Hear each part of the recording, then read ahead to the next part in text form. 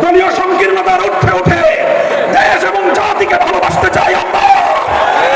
আমাদেরকে বিরোধী পক্ষে ঠেলে দিয়ে আমাদের সঙ্গে যদি কেউ বিরোধ তৈরি করতে আসেন, আমাদের শান্তিপ্রিয় চলার পথে যদি কেউ প্রতিবন্ধকতা তৈরি করতে আসেন, রাজপথে মোকাবেলা করব, মোকাবেলা করব। এই প্রস্তুত থাকবেন তো? জীবন দিতে হলে জীবন দেব, রক্ত দিতে হলে রক্ত দেব। দেশ এবং জাতির প্রশ্নে কারো কাছে মাথা নত করব না, দেশের প্রশ্নে কোনো আপোষ করব না। মাথা নত করেছি একজনের কাছে, তার কাছে এই তাৎপর্যপূর্ণ গণভোট সংসদ নির্বাচনের সঙ্গে, প্রতীকের নির্বাচনের সঙ্গে একসাথে তালমাল পাকিয়ে এই গণভোটের মাহাত্ম্য নষ্ট করবেন না। আমরা বলেছিলাম এই জুলাই সনদের গণভোটকে আগামীর বাংলাদেশের মাইল ফলক হিসেবে প্রতিষ্ঠা করার জন্য আলাদাভাবে স্বতন্ত্রভাবে জাতীয় নির্বাচনের আগে গণভোটের আয়োজন করা হোক।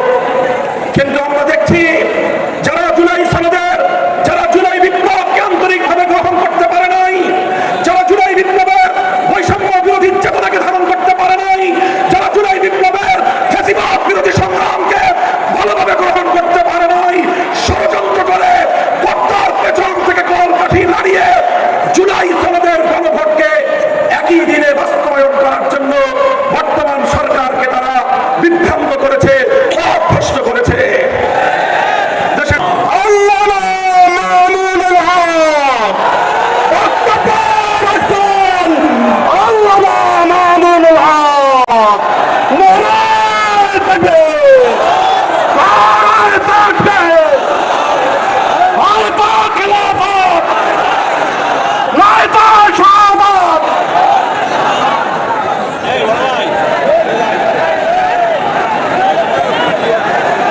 السلام عليكم ورحمة الله. الحمد لله رب العالمين والصلاة والسلام على سيد الأنبياء والمرسلين وعلى آله وأصحابه أجمعين. أعوذ بالله من الشيطان الرجيم. بسم الله الرحمن الرحيم. الذين إن مكناهم في الأرض أقاموا الصلاة وآتوا الزكاة وأمروا بالمعروف ونهوا عن المنكر. صدق الله العظيم.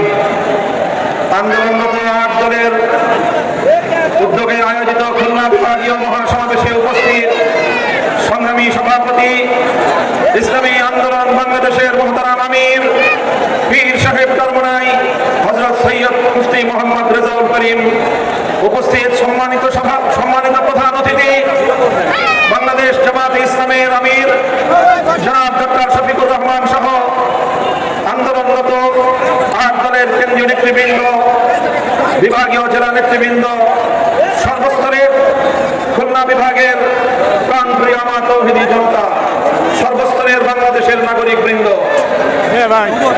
আজ বাংলাদেশের জুলাই অভ্যুত্থান পরবর্তী, জুলাই বিপ্লব পরবর্তী বাংলাদেশে দাঁড়িয়ে এ পর্যায়ে আমরা স্পষ্ট দেখতে পাচ্ছি বাংলাদেশের মানুষ দুই ভাগে বিভক্ত।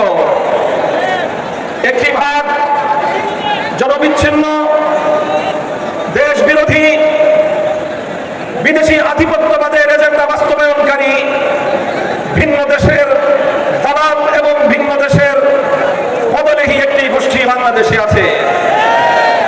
আরেকটি পক্ষ বাংলাদেশের স্বাধীনতাকামী, বাংলাদেশের দেশ এবং জনগণের অধিকার রক্ষায় তারা তৎপর।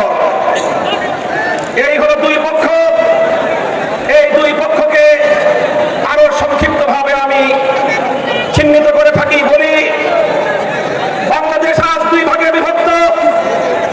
এক ভাগ ৭২-এর বাকশালপন্থী, আরেক ভাগ ২০২৪-এর বিপ্লবপন্থী।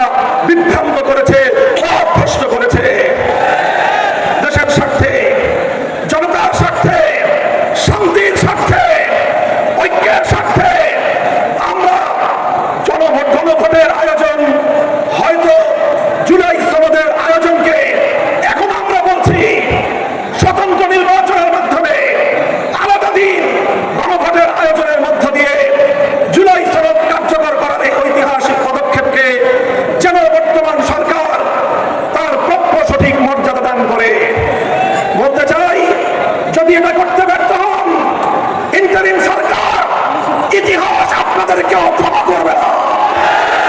ইতিহাস কাউকে ক্ষমা করে না। মনে রাখবেন, ইতিহাসের দায়ে পরিশোধ করতে পারবেন না, কলঙ্ক নিয়ে বিদায় নিতে হবে। পরিষ্কার বলি আমরা, ইনশাআল্লাহ যেই ফ্যাসিবাদ রক্ত দিয়ে বাংলাদেশ থেকে বিদায় করা হয়েছে, বিদেশি প্রভুদের এজেন্ডা বাস্তবায়ন যারা করার জন্য আমার বাংলার স্বাধীন জনপদকে যারা ব্যবহার করেছে, আলাদা যারা স্বপ্ন দেখছে বিদেশি প্রভুদেরকে খুশি করে আবার ক্ষমতার মসনদে আসবে, তাদেরকে বলতে চাই, বাংলাদেশের মানুষ আজ ঐক্যবদ্ধ, বাংলার মানুষ আজ রাজপথে অবস্থান নিয়েছে, আমরা রাজপথে নেমেছি।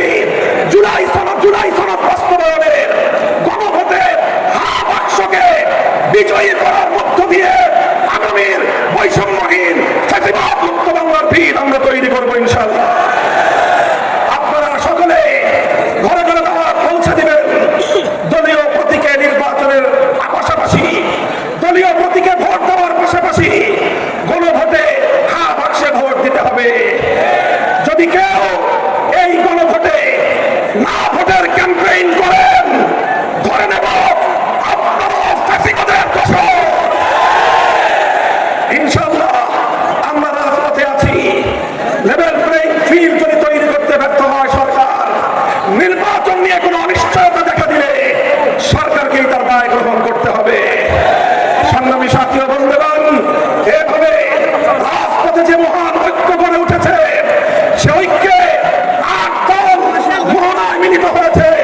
ইনশাআল্লাহ জুলাইপন্থী প্রতিটি রাজনৈতিক পক্ষকে দেশকে ভালোবাসতে হলে, আগামী দিনে জুলাই বিপ্লবের চেতনা বাস্তবায়ন করতে হলে ৮ দলের এই মোহনায় মিলিত হওয়া ছাড়া বিকল্প কোনো পথ নাই। বক্তব্য শেষ করব, শেষ প্রাঙ্গণে শেষ প্রান্তে দাঁড়িয়ে বাংলাদেশের মানুষের অধিকার আদায়ের, আধিপত্যবাদ বিরোধী আন্দোলনের অবিসংবাদিত নেত্রী বেগম খালেদা জিয়ার জন্য আমি দোয়া করছি, সকলকে আহ্বান জানাচ্ছি। তার জন্য, তার দীর্ঘ হায়াতের জন্য, সুস্থতার জন্য আমরা দোয়া করব। দলীয় সংকীর্ণতার উঠে উঠে দেশ এবং জাতিকে ভালোবাসতে চাই আমরা।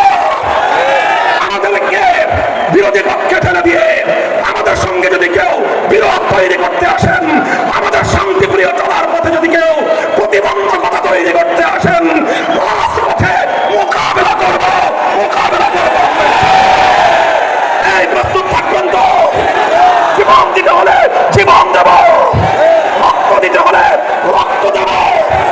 দেশ এবং জাতির প্রশ্নে কারো কাছে মাথা নত করব না, দেশের প্রশ্নে কোনো আপোষ করব না। মাথা নত করেছি একজনের কাছে, তার কাছে।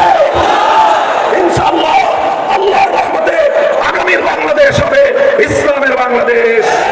নাসরুম মিনাল্লাহি ওয়া ফাতহুন করিম।